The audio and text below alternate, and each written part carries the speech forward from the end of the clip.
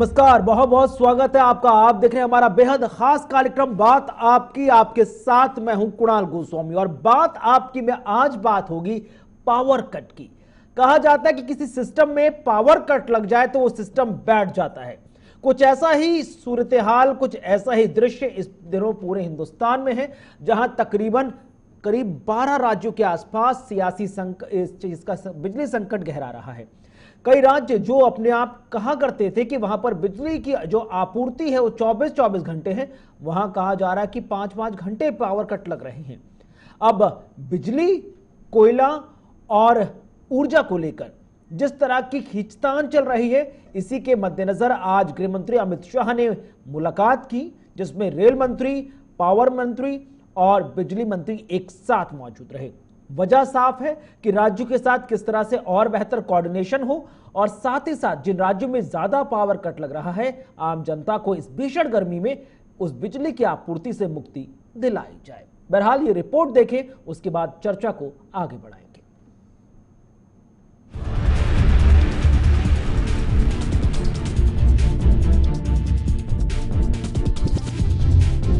देश भर में इन दिनों कोयले की कमी के चलते बिजली संकट बरकरार है। जहां एक और बिजली संकट को दूर करने की गुहार लगाई जा रही है, तो वहीं सरकार की ओर से लगातार कड़े कदम उठाए जाने की बात कही जा रही है। केंद्रीय गृह मंत्री अमित शाह ने देश के कई राज्यों में जारी कोयला बिजली संकट को लेकर उच्च स्तरीय बैठक बुलाई है। ये बैठक शाह के निवास पर हुई। इसमें ऊर्जा मंत्री आर.के. सिंह, रेल मंत्री अश्विनी वैष्णव, कोयला मंत्री प्रहलाद जोशी भी मौजूद रहे। देश के कई राज्यों में जहां प्रचंड गर्मी के चलते बिजली की मांग बढ़ी है, वहीं इसकी आपूर्ति भी रिकॉर्ड स्तर पर पहुंच गई है।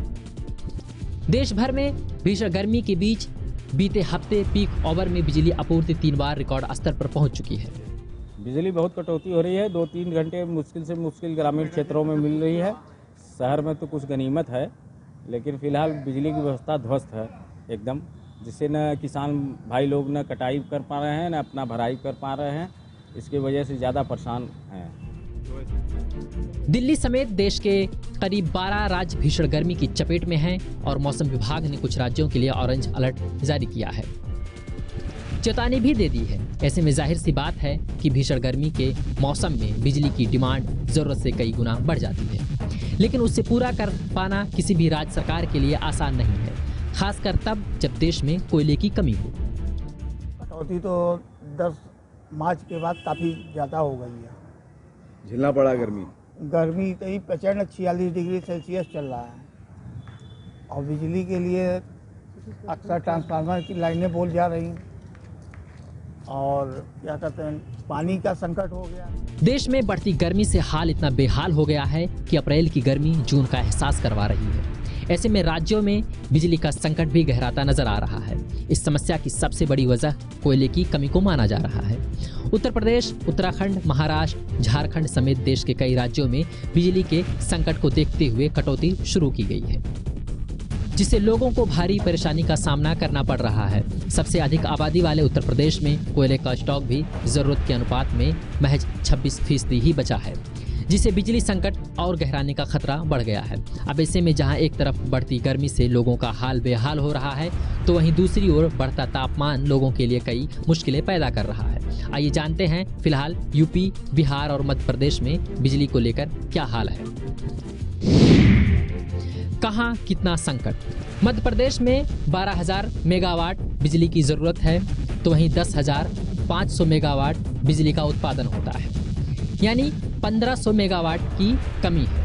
अगर बिहार की बात करें तो बिहार में 6400 मेगावाट बिजली की ज़रूरत है, तो वहीं 5000 से 5400 मेगावाट बिजली उत्पादन होता है और कुल मिलाकर 1400 मेगावाट बिजली की कमी है बिहार में। अगर यूपी की बात करें तो यूपी में 21 से 22,000 मेगावाट बिजली की ज़रूरत है, तो वहीं 19 से 20,000 मेगावाट बिजली का कुल उत्पादन होता है। और जो बिजली की कमी है उत्तर प्रदेश में 1 से 2,000 मेगावाट की कमी है। इस बीच गर्मी का बढ़ता तापमान, बिजली की किल्लत सबसे बड़ी चुनौती बनकर सामने खड़ी है। आइए आपको बताते हैं कैसे देश में कोयले की कमी आने वाले दिनों में बढ़ने वाली है। बिजली की समस्या क्या और बड़ी होने वाली है। 173 थर्मल प्लांट में से 85 प्लांट में 25% स्टॉक ही बचा है। 54 प्राइवेट प्लांट में से 28 पावर प्लांट में कोयले की कमी है। राजस्थान के सभी थर्मल प्लांट में कोयले की कमी है। उत्तर प्रदेश में 4 में से 3 थर्मल प्लांट में कोयले की कमी है।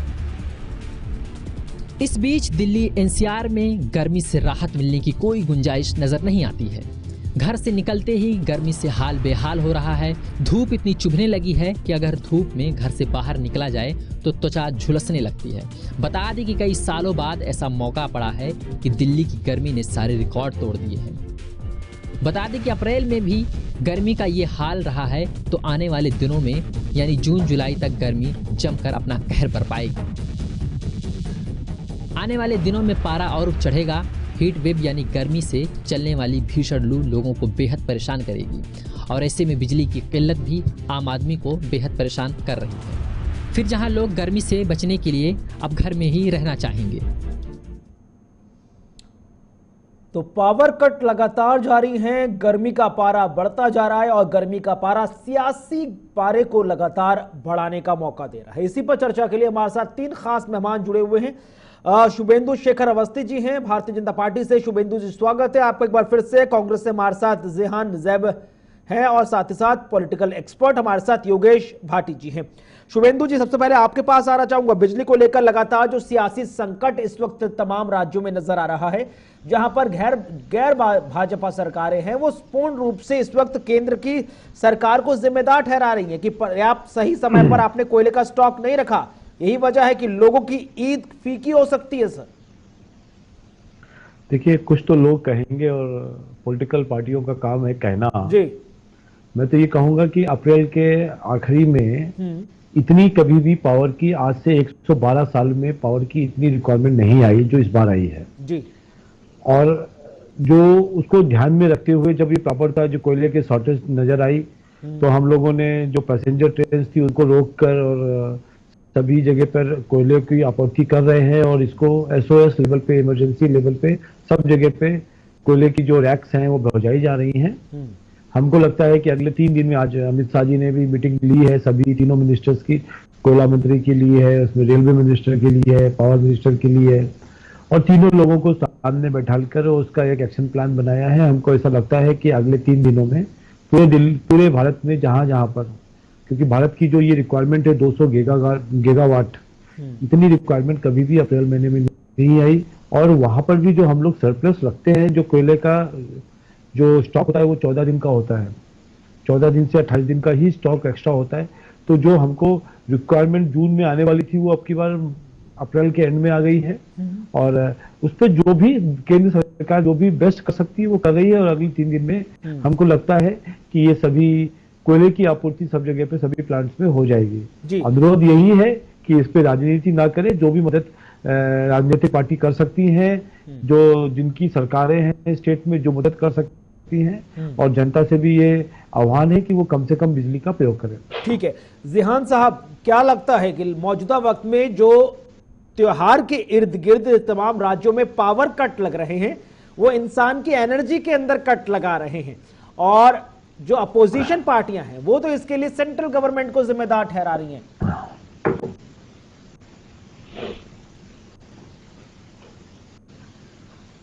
भारतीय जनता पार्टी के प्रवक्ता मेरे भाई ने पहली ही लाइन ये कह दी कि कुछ तो लोग कहेंगे। ये उन्हीं लोगों के लिए ये बात कह रहे हैं जिन लोगों ने इनको सत्ता में बिठाया है। आज उन लोगों की बात ये इग्नोर कर रहे हैं, उन लोगों की परवाह नहीं कर रहे हैं जी। ये कहके कि लोगों का काम है कहना। तो शुभेंदु जी को ये बता दीजिए कि इन्हीं लोगों का काम वोट देना है, इन्हीं लोगों का काम आपको सत्ता में लाना था और इन्हीं लोगों का काम आपको सत्ता से बाहर निकालना होगा। रहा सवाल, आखिर पे इन्होंने ये कहा कि हम लोगों से ये राजनीतिक पार्टियों से ये रिक्वेस्ट करते हैं कि वो राजनीति ना करें और लोगों से ये रिक्वेस्ट करते हैं कि वो बिजली का कम से कम उपयोग करें। देश ने पहली बार ऐसी सरकार देखी जो कोरोना काल में कहती थी कि ऑक्सीजन कम यूज करिए और बिजली के संकट के समय में कह रही है बिजली कम इस्तेमाल करिए। आखिर देश के लोगों ने ऐसे कौन से पाप किए थे कि उनको प्रधानमंत्री नरेंद्र मोदी जी जैसे मिले और सरकार भारतीय जनता पार्टी के जैसी मिली। अगर इस सरकार को, केंद्र सरकार को कोरोना संकट में जब ऑक्सीजन देने की बात आई तो राज्य सरकारों के सर पे थोप दिया, बेड प्रोवाइड करने की बात आई तो अपोजिशन के सर पे थोप दिया, और आज जब बिजली देने की बारी आई तो अपोजिशन पार्टी के सर पे थोप रहे। मैं जिस राज्य से आता हूँ, जम्मू कश्मीर, अब तो दुर्भाग्यपूर्ण वो केंद्र शासित जम्मू और कश्मीर है। इस केंद्र शासित जम्मू और कश्मीर में 7 से ज्यादा पावर प्रोजेक्ट चल रहे हैं। मैं जिस जिले से आता हूँ, जिला किश्तवाड़ में 5 पावर प्रोजेक्ट हैं और ये सब के सब सेंट्रली कंट्रोल्ड है। इन सेंट्रली कंट्रोल्ड पावर प्रोजेक्ट की बिजली कहाँ जा रही है, कोई इनसे हिसाब ले। दरअसल देश में निजीकरण, प्राइवेटाइजेशन का जो माहौल हमारे दो की सरकार चल रही है, ये सारे बहरानों का जिम्मेदार वही है। चाहे कोयले की खदानें हो तो इन्होंने अपने पूंजीपति मित्रों के हवाले कर दिया। आने वाले समय में अनाज की किल्लत, उसके बाद देश अलग अलग किल्लत देगा। ठीक है। हमारे साथ पॉलिटिकल एक्सपर्ट योगेश भाटी जी भी लगातार जुड़े। योगेश जी, आपने सत्तारूढ़ भाजपा को भी सुन लिया, विपक्ष में मौजूद कांग्रेस को भी सुन लिया, लेकिन इन तमाम लोगों की सियासी तानाबानी के बीच अगर कोई पिस रहा है तो वो आम जनता पिस रही है, जो पहले 15 मिनट, आधे घंटा या 1 घंटे का पावर कट देखती थी, आज वहां पर 6-6 घंटे के पावर कट लग रहे हैं। कई इलाके तो ऐसे जहां पर कहा जा रहा है कि भाई उन्हें इस बात का एहसास नहीं होता कि बिजली आए, उन्हें तो इस बात का एहसास होता है बिजली है ही नहीं। नमस्कार सभी को। जी देखिए, ये जो बात आपने बोली, सबसे पहली बात तो मैं ये कहना चाहूंगा कि कभी भी जो भी चीजें होती हैं, देखो जैसे अभी शुभेंद्र जी ने, भाई जी ने बोला कि कुछ तो लोग कहेंगे, और साथ में मेरे भाई साहब इन्होंने भी बताया कि जोहान जेब जी ने कि देखो लोग कुछ ना कुछ कहेंगे, वो कहने की बात नहीं होती, लेकिन जो हमारा दुख है, हमारा दर्द है, जो गर्मी, जो इस टाइम की भयंकर जो गर्मी पड़ रही है, उस गर्मी के मौसम में आप बताइए बिना कूलर पंखे के इंसान कैसे रहेगा।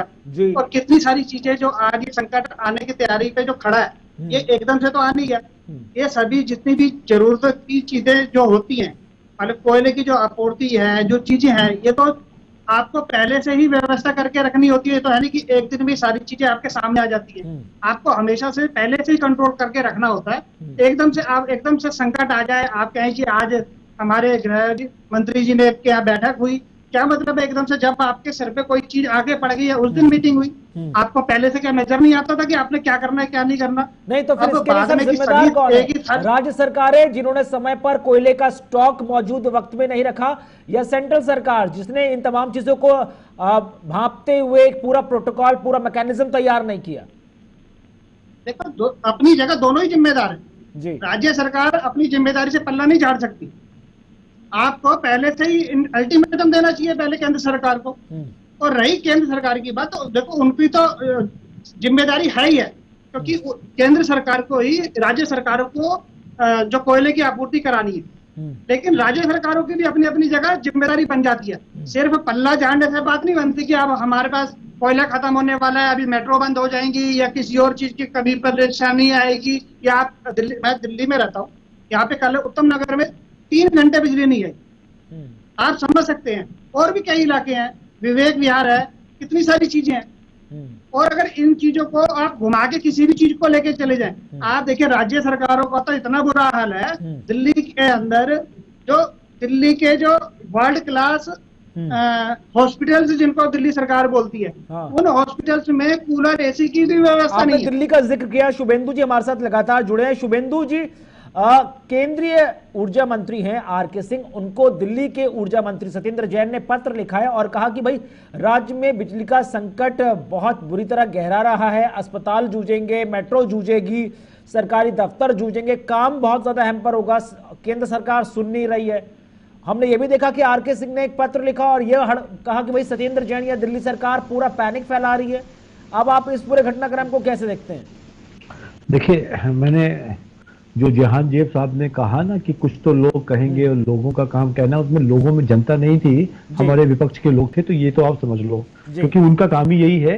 कांग्रेस की सरकारों में जो आज हमारा स्थिति आई है, कभी 2 घंटे की, 3 घंटे की, जब इनकी सरकारें होती थी तो रोज यही होता था। कोई पूरे साल में नहीं, कोई इस एक बात दिन को के इस बात को लेके ये बात इसलिए नहीं बोली कि कुछ तो लोग कहेंगे। सुनते लीजिए, नहीं, आप इस बात को मैंने इस बात को लेके काटा नहीं आपका। अब मैं किसी भी पॉइंट पे नहीं जा रहा आपको।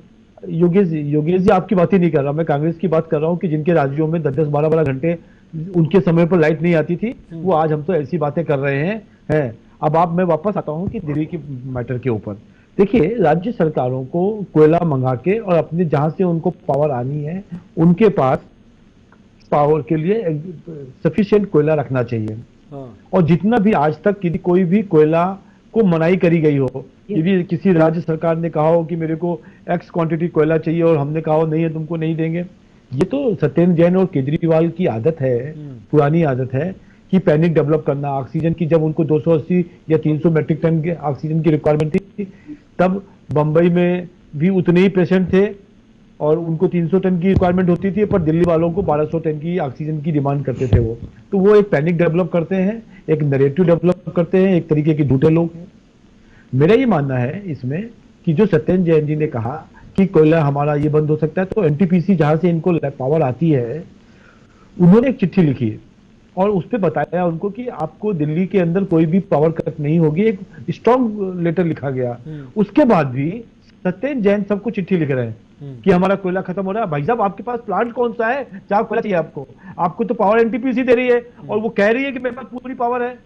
इसलिए इस तरीके का पैनिक डेवलप करना आम आदमी पार्टी और उनके प्रवक्ता, उनके मंत्री, ये उनकी आदत है, तो उसमें मत जाइए। What about Rajasthan sir, what about Chhattisgarh, जहां पर कांग्रेस की सरकार है, वहां से भी तो सेम तरह की रिएक्शंस निकलकर सामने आ रहे हैं। छत्तीसगढ़ में WCL है, वेस्टर्न कोलरीज है, और उसके पास इतनी पावर है इस समय छत्तीसगढ़ में। छत्तीसगढ़ की आप मेरे से बात पूछिए तो यदि उनकी 100 की रिक्वायरमेंट है तो 125% वो अपनी रिक्वायरमेंट का मतलब 25% एक्स्ट्रा पावर डेवलप करते हैं। छोटे छोटे प्लांट लगे हैं और वो प्लांट की पावर जनरेशन अपने और पास के गांवों के लिए रहती है, इसलिए छत्तीसगढ़ में कोई पावर की प्रॉब्लम नहीं आने वाली है। या हाँ, राजस्थान में जो पावर की प्रॉब्लम आ सकती है, उसके लिए हमने कोयला कल शाम तक इनको सफिशिएंट कोयला अगले 25 दिन तक के लिए दे दिया जाएगा। ठीक। और दूसरी चीज है कि जहां उत्तम नगर की पावर कट की बात कर रहे हैं, इसमें दिल्ली में पावर कट नहीं था, उनके ग्रिड का प्रॉब्लम था, और ये योगेश भाटी जी को मैं ऑफिशियल रूप से जानकारी देना चाहता हूं। अब काफी चीजें क्लियर होती हुई नजर आ रही है, लेकिन एक महत्वपूर्ण मुद्दा है, वो ये माना जाएगा कि जो विपक्षी पार्टियों की सरकार है, जहां पर राजस्थान हो गया, छत्तीसगढ़ हो गया, हम मान ले अन्य कई राज्य जहां पर बीजेपी की सरकार नहीं है या बीजेपी की गठबंधन सरकार नहीं है, सवाल तो हर एक पार्टी से उठेगा, हर एक राज्य सरकार से उठेगा कि भाई आपको जब मालूम है स्थितियां कैसी हैं तो आपको पहले से प्रिपरेशंस करनी चाहिए थी। जब एन वक्त पर बिजली संकट आ गया है, तापमान बहुत बढ़ गया, लोगों का कंजप्शन बढ़ गया है, उसके बाद आप सेंट्रल को इस तरह से घेरेंगे तो ठीक नहीं माना जाएगा। कुणाल जी, यदि मैं शुभेंदु भाई की बात सुने या देश इनकी बात सुन रहा है, इन्होंने तो बहुत ही आसानी से पल्ला झाड़ लिया जी कि केंद्र की सरकार नरेंद्र मोदी जी का काम केवल विश्व टूर करना है, वर्ल्ड टूर करना है। आप टॉपिक पे बोलो यार।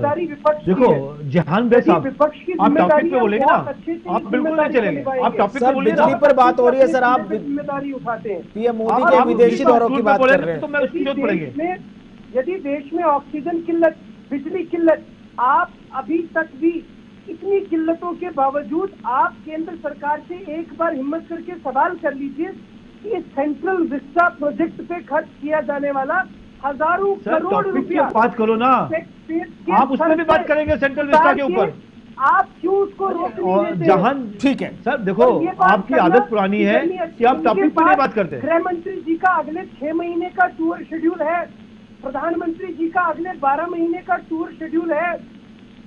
क्या आप झूठ बोल रहे हो? गृह मंत्री जी का क्या शेड्यूल है? गृह मंत्री जी का क्या शेड्यूल है? ठीक है, लेकिन योगेश जी, अगर योगेश जी, इन तमाम चीजों के बीच एक बहुत महत्वपूर्ण चीज है जो आप चर्चा करते करते रह गई। हम दिल्ली का ही एग्जाम्पल ले रहे थे। 2015 में आप देखिए, जब सेंट्रल सरकार की तरफ से दिल्ली सरकार को सरप्लस बिजली के स्टॉक की बात आई तो उन्होंने मना कर दिया कि हमारे पास अतिरिक्त बिजली है। अगर तभी ये तमाम कदम मान लिए गए होते या उठा लिए गए होते, प्रोसेस में शेड्यूल कर लिए होते, तो आज जिस तरह से अरविंद केजरीवाल या उनकी सरकार कह रही है कि भाई बिजली की किल्लत है, उसका असर मेट्रो पर पड़ेगा, फैक्ट्रीज पर पड़ेगा, गवर्नमेंट ऑफिस पर पड़ेगा, प्लांट्स पर पड़ेगा, ऐसा नहीं होता? देखिए जी, जहाँ तक दिल्ली के मुख्यमंत्री का सवाल है, आप उनके लिए तो आप ये समझ लो उनकी करनी और कथनी में तो जमीन आसमान का फर्क होता है। हमेशा से कभी भी उन्होंने ऐसी बोली नहीं जो प्रैक्टिकल से संभव होती है, और कोई भी काम करने के लिए वो हमेशा सिर्फ रोना रोते हैं पहले से पहले ही जनता के अंदर अपना एक डराने के लिए कि हाँ, जैसे कोयले की बात आई कि हाँ जी कोयला खत्म हो गया है और मेट्रो जो है आगे बंद होने वाली है, फलाना है, ढिमकाना है।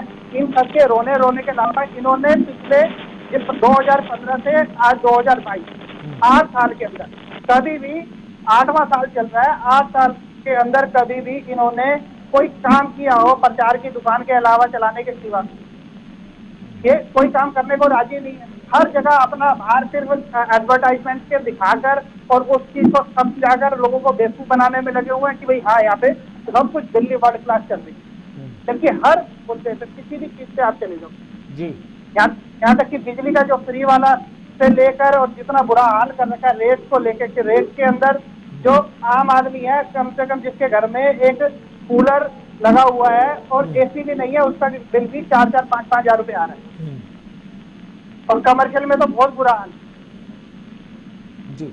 नहीं, लेकिन बड़ी बात है शुभेंदु जी, लगातार अगर हम दिल्ली के बिजली संकट की हम बात कर ले, क्योंकि राष्ट्रीय राजधानी है, वहां पर छोटी से छोटी समस्या इंटरनेशनल हेडलाइन बन जाती है।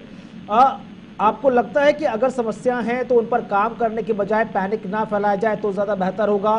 क्योंकि लगातार जो आंकड़े बयां करते हैं कि 2015 में भी केंद्र सरकार की तरफ से उनको सरप्लस बिजली का ऑफर दिया था, तब उन्होंने कहा था कि नहीं, हमें जरूरत नहीं है, हमारे पास ऑलरेडी सरप्लस बिजली है। अगर और 2017, 18, 19 की बात कर ले तो लगातार पेपर वर्क इसी पर चलता रहा, लगातार उनसे पूछते रहे, लेकिन तब उन्होंने कदम नहीं उठाया। अब 2022 में जब टेम्परेचर ऑलरेडी बहुत हाई पर है, तब वो बिजली के लिए रोना रो रहे हैं। 3 बार उनको प्रॉपर मीटिंग कर उनकी मंत्रियों को, उनके ऑफिशियल्स को बताया गया केंद्र सरकार की ओर से कि यहाँ पर लगभग 24-25% हमको पावर का जनरेशन या इसकी सरप्लस एनर्जी के लिए अरेंजमेंट करना चाहिए जी। उनको ये भी बताया गया कि जो बड़े बड़े ऑफिसेस हैं उनको सोलर पावर के ऊपर चलाने के लिए कन्वर्ट करना चाहिए, इसके लिए पॉलिसी लानी चाहिए। ठीक। पर केजरीवाल जी हैं, उनको लगता है उनको सब मालूम है, सब कुछ मैनेज कर लेंगे। जब वो मैनेज नहीं कर पाएंगे तो केंद्र के ऊपर या पड़ोसी राज्यों के ऊपर मामला डाल के और चुपचाप निकल लेंगे। मेरा ऐसा कहना है कि केजरीवाल जी को ना कहते हुए उनकी तो ये आदत हो चुकी है। जो दिल्ली सरकार के ऑफिशियल्स हैं, IAS हैं, IPS हैं, उनको इस पर डिसीजन लेना चाहिए। और दिल्ली कम से कम जो कैपिटल है, कैपिटल ऑफ द इंडिया है, भारत की जो कैपिटल है, उसके पास ऐसे अरेंजमेंट्स होने चाहिए जिससे कि हम यदि कोई इस तरीके की इमरजेंसी आए तो उस समय यूटिलाइज कर सके, इस तरीके से रोना ना रोए जिस तरीके की वो पैनिक डेवलप करते रहे हैं दिल्ली की जनता के बीच में। और एक और चीज कि जो सोलर पावर है दिल्ली के अंदर, आज गुजरात के कंपैरिजन में सोलर पावर यदि हम कंपेयर ही करें तो आज हम 3.5% जितना गुजरात सोलर पावर से एनर्जी लेती है, दिल्ली 3.5% ही ले रही है। तो उस पर भी उनको प्रयास करना चाहिए। दिल्ली की जो सेंट्रल गवर्नमेंट की जितनी भी बिल्डिंग्स हैं उसके ऊपर सिर्फ सोलर प्लांट लग गए हैं। ठीक है, लेकिन अगर भविष्य की तैयारी की हम बात करें, अभी हमने हाल ही में देखा गृह मंत्री अमित शाह के नेतृत्व में बिजली मंत्री, कोयला मंत्री, रेल मंत्री सभी की बैठकों का सिलसिला चला। क्या कुछ आउटकम निकलकर सामने आया है? किस तरह से आगे स्ट्रैटेजी बीजेपी या सेंट्रल सरकार बनाएगी ताकि जिन राज्यों में बिजली का संकट चल रहा है उससे ना सिर्फ उन्हें मुक्ति मिले बल्कि भविष्य की तैयारी भी हो जाए? उसमें एक कोऑर्डिनेशन कमेटी बनाई गई है कुणाल जी, और वो जो हिचेस आ रही हैं, क्योंकि इतनी ट्रेन आ रही हैं, सभी कौन कौन सी ट्रेनें कैंसिल करनी है, किस डायरेक्शंस में हमें पैसेंजर ट्रेन चलानी चाहिए और किस डायरेक्शन में अभी होल्ड करके रखनी चाहिए, ये सब चीजों को वो डिस्कशन हुआ है। तो ये इमरजेंसी जो डेवलप हुई है उसको ठीक करने के लिए है, परंतु एक स्पेशल कोयला रिजर्व करके एक पॉलिसी लाई जा रही है जो मेरे को लगता है 1-1.5 महीने में आ जानी चाहिए, क्योंकि हमारा 75% जो पावर जनरेशन है वो कोयले पे बेस्ड है। और ये चीज भी बड़ी क्रिटिकल है, हम सब लोगों को समझ में आना चाहिए कि कोयला आज नहीं तो कल नहीं तो परसों खत्म होने वाला है और पावर की डिमांड हमारी बढ़ती जानी है। हमको नॉन ट्रेडिशनल मतलब हम लोगों को कन्वेंशनल नॉन कन्वेंशनल प्रोसेस से नहीं जाना चाहिए पावर के लिए। और भी तरीके हैं जो सोलर पावर और भी जो पावर जनरेशन के प्लांट्स हैं उससे साहब क्या लगता है कि जो नेचुरल कोल के थ्रू पावर प्लांट से जनरेशन हो रहा है इलेक्ट्रिसिटी का, दैट इज इनफ, या फिर वाकई में हमें नई सोच के साथ आगे बढ़ना चाहिए? क्योंकि यहाँ पर हमने देखा कि केंद्र सरकार ना सिर्फ इस बात की कोशिश कर रही है कि जहां पर कोल की कमी है उस कोल की कमी को पूरा किया जाए, बल्कि बड़ी बात है कि स्पेशल कोल रिजर्व प्लान्स पर भी काम हो रहा है ताकि भविष्य में ऐसी दिक्कतें ना आए। कांग्रेस शासित राज्यों में इन तमाम चीजों पर बात हो रही है क्या? कुणाल जी देखिए, कुणाल जी हम उस दौर में जी रहे हैं और उस सरकार के नेतृत्व में जी रहे हैं जिनके मंत्री रैली में विद प्रूफ रैली में ये कहते हैं कि चूल्हा जलाना बंद कर दीजिए, गैस सिलेंडर का प्रयोग कम कर दीजिए, महंगाई बढ़ रही है, गोबर जलाना शुरू कर दीजिए। ऐसी सरकार से आप क्या अपेक्षा करेंगे? मैं कांग्रेस शासित राज्यों की बात कर रहा हूं, मैंने अभी बात कर ली बीजेपी शासित राज्यों की, सेंट्रल सरकार की। अब आप मुझे बताइए जहां पर कांग्रेस की सरकारें हैं वहां पर भी तो कोई स्ट्रैटेजी बनाई जा रही होगी, किस तरह से फ्यूचर प्लान होंगे ताकि भाई पावर प्लांट में इस तरह का कोयले कंजप्शन पर स्टॉक पर क्राइसिस ना आए? देखिए कुणाल जी, पहली चीज तो ये कि देश में पहली बार ये चीज देखी जा रही है, इससे पहले भी सरकारें रही, भाजपा की ही सर इससे पहले भी सरकारें थी और बढ़ती गर्मी में बिजली की किल्लत हर साल होती थी, इस बार ज्यादा है तो उस पर ज्यादा चर्चा हो गई है। राज्य भी होता था तो स्टेट और सेंटर का कोऑर्डिनेशन देखा जाता था। ये देश में पहली बार ये डिक्टेटरशिप वाली सरकार देखी जा रही है जिसमें यदि अपोजिशन लेड आपको तो सुनो सरकार से प्रॉब्लम है, आप जवाब नहीं दोगे। सेंटर की तरफ से क्लियर कट इग्नोरेंस मिलता है, ये दुर्भाग्यपूर्ण है इस देश के लिए। और इसको इस सिस्टम को स्ट्रेंथन करने के लिए प्रधानमंत्री मोदी जी का इस्तेमाल होता है।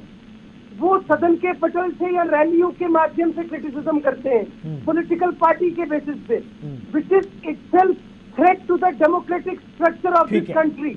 समय का अभाव है, नहीं तो चर्चा को आगे बढ़ाते हैं। अंतिम क्लोजिंग कमेंट योगेश जी आपसे, राज्य और केंद्र सरकारों के बीच जिस तरह से बिजली संकट को लेकर सियासी खींचातान है, इसका निष्कर्ष क्या निकाला जाए? जिस तरह से केंद्र की सरकार काम कर रही है कि सिर्फ रिजर्व प्लान्स पर ही काम नहीं होगा बल्कि फ्यूचर प्लान्स पर भी काम किया जाएगा, दैट इज इनफ, या कुछ और भी सोर्सेज है जिस पर हमें फोकस करना होगा? देखिए जी, जो सबसे बड़ा अहम बात अभी जैसे शुभेंद्र जी ने बोला कि आने वाले टाइम में कभी न कभी कोयला जरूर खत्म होगा, तो इसके अल्टरनेट पे जो केंद्र सरकार काम तो करना चाहिए और कर भी रही होगी कहीं ना कहीं। लेकिन जितनी भी राज्य सरकारें हैं कम से कम सभी को ये समझना पड़ेगा कि वो अपनी जिम्मेदारियों से भाग नहीं सकते। ठीक। अगर अब जैसे विपक्ष की बात है, मेरे भाई कांग्रेस के सिरवाल जी बार बार देखो सिर्फ एक मोदी जी को लेके घुमा के लेके आ रहे हैं। देखो बात एक ये नहीं है कि मोदी जी या बीजेपी की बात है, यहाँ पे अगर कांग्रेस की बात भी लेके आए तो 70 सालों में क्या किया पूरे देश के अंदर। सिर्फ जब मनमोहन सिंह जी की सरकार थी सबको पता है कि कैसे सरकार चलती थी, पीछे से चलाता कौन था और चुपचाप बैठ के आगे कौन बैठा होता था। बातें सिर्फ दूसरे पे उंगली उठाने से नहीं होगा, हमें अपने गरेबानों में झांकना पड़ेगा और सभी राज्य सरकारों को बिल्कुल तो इतिहास के पन्नों से सीख लेने के साथ साथ भविष्य की लकीरों पर बेहतर तरीके से काम करना होगा, तब जाके हम इस सियासी बिजली संकट से उभर पाएंगे, जिससे ना सिर्फ एक आम व्यक्ति को राहत मिलेगी बल्कि बिजली के बल्ब की तरह भारत का भविष्य भी चमकता नजर आएगा। बहुत बहुत शुक्रिया आप तीनों ही खास मेहमान का हमारे साथ इस चर्चा में शामिल होने के लिए। नमस्कार।